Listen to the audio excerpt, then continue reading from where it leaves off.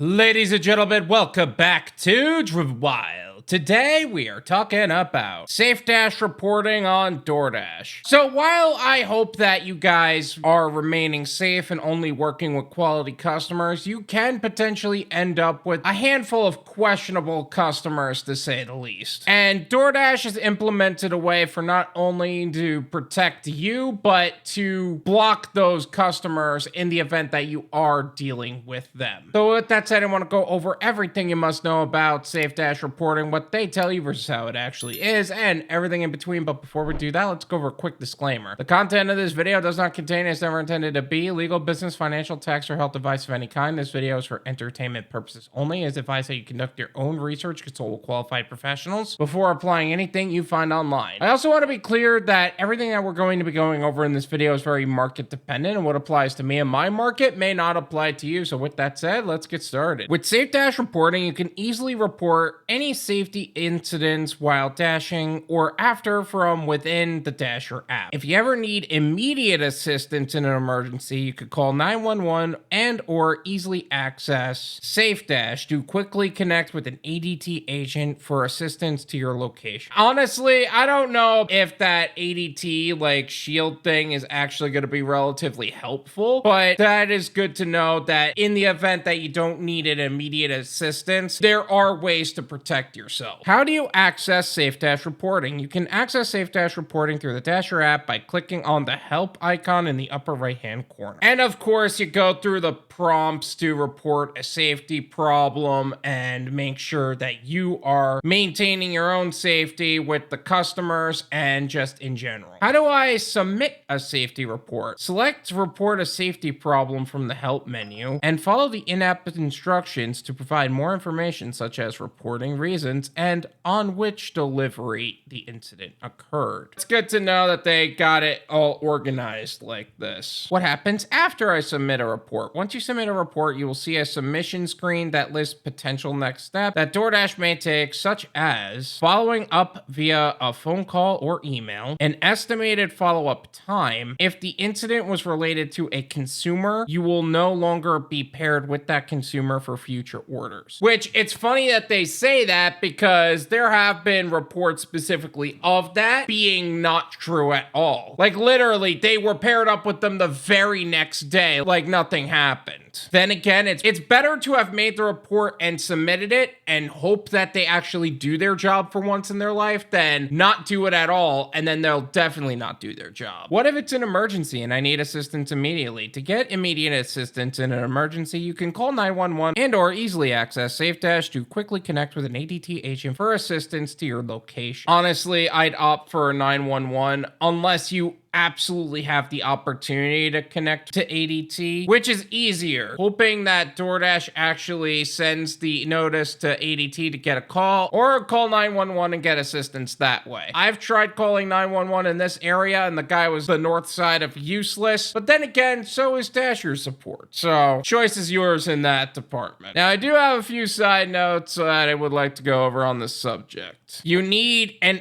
actual reason. The last time I made a video talking about this, a lot of people have stated that they wanted to take a bunch of no-tip orders just so they could block them, and that way that's how their acceptance rate goes up. However, that's not actually how it works, and that's why you have Doordash just choosing not to do their job to begin with. You can't just block them because they're a no-tip customer. There needs to be an actual safety issue. Now, I wouldn't lie about that stuff either, but at the same time, if you get a no-tip customer, you're probably better off to just not take the order to begin with. No tip, no trip. Let me tell you something. The worst customers on the platform, the ones that give you the worst ratings, the ones that find any reason in the world to give you a horrible rating, if they need a reason for that at all, the customers who choose to pull some refund method, causing contract violations and potentially getting you deactivated, they're the ones who choose not to tip to begin with. So what's the best way to protect your account in that case? No tip,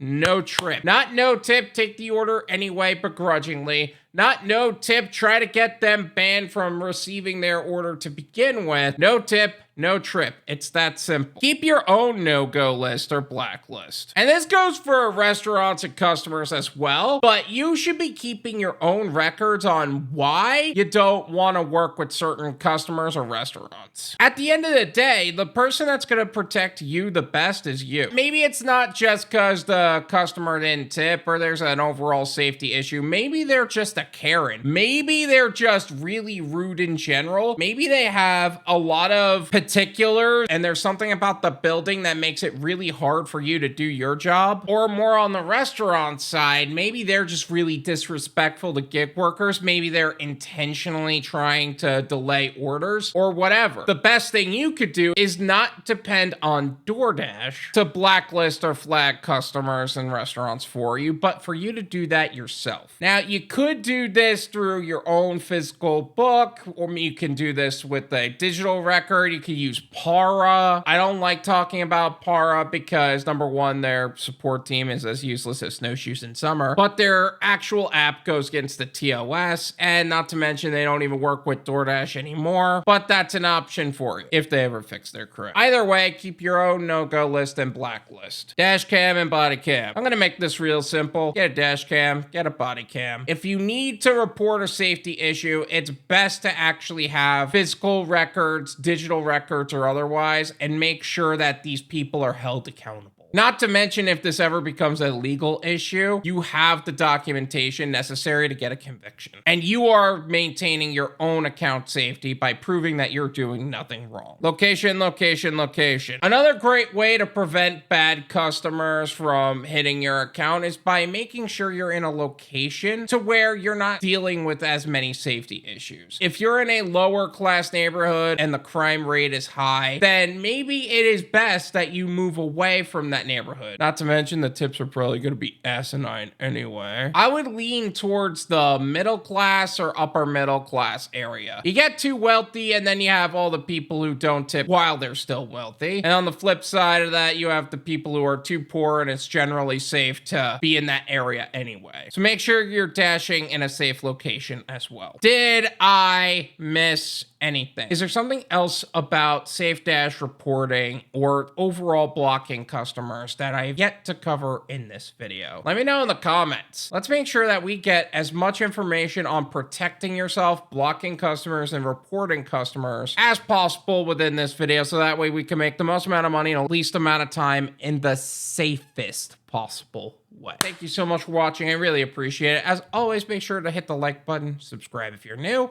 and I'll see you guys next time. Peace.